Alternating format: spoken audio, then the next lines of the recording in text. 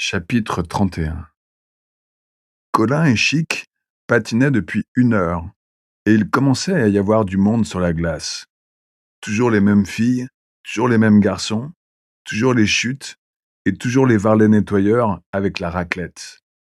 Le préposé venait de passer au pick-up une rengaine apprise par cœur depuis des semaines par tous les habitués. Il la remplaça par l'autre face, à laquelle tout le monde s'attendait, car ses manies finissaient par être connues. Mais le disque s'arrêta soudain, et une voix caverneuse se fit entendre dans tous les haut-parleurs, sauf un, dissident, qui continua de jouer la musique. La voix priait M. Colin de bien vouloir passer au contrôle, car on le demandait au téléphone.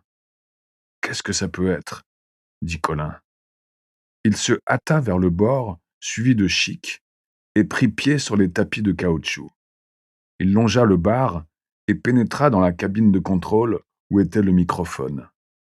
L'homme des disques était en train d'en passer un à la brosse en chien-dent pour enlever les aspérités nées de l'usure. « Allô ?» dit Colin en prenant l'appareil. Il écouta. Chic le vit, étonné d'abord, devenir brusquement de la couleur de la glace. « Est-ce grave ?» demanda-t-il. Colin lui fit signe de se taire. « J'arrive », dit-il dans le récepteur, et il raccrocha. Les parois de la cabine se resserraient, et il sortit avant d'être broyé, suivi de près par Chic. Il courut sur ses patins, ses pieds se tordaient dans tous les sens.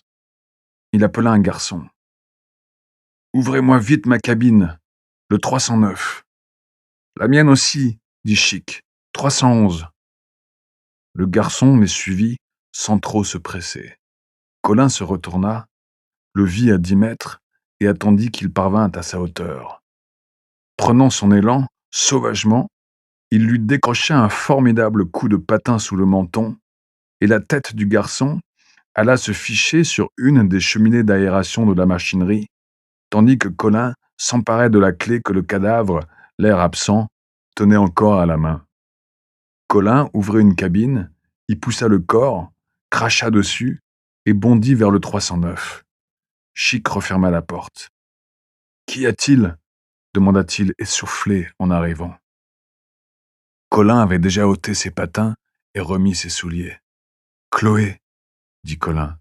« Elle est malade. »« Grave ?»« Je ne sais pas, » dit Colin. « Elle a eu une syncope. » Il était prêt et filait. « Où vas-tu » cria Chic. « Chez moi » cria Colin, et il disparut dans l'escalier de béton sonore. À l'autre bout de la patinoire, les hommes de la machinerie sortirent, suffoqués, car l'aération ne fonctionnait plus, et s'effondrèrent épuisés tout autour de la piste. Chic, frappé de stupeur, un patin à la main, regardait vaguement l'endroit où Colin avait disparu. Sous la porte de la cabine 128, une mince rigole de sang mousseux serpentait lentement, et la liqueur rouge se mit à couler sur la glace en grosses gouttes fumantes et lourdes.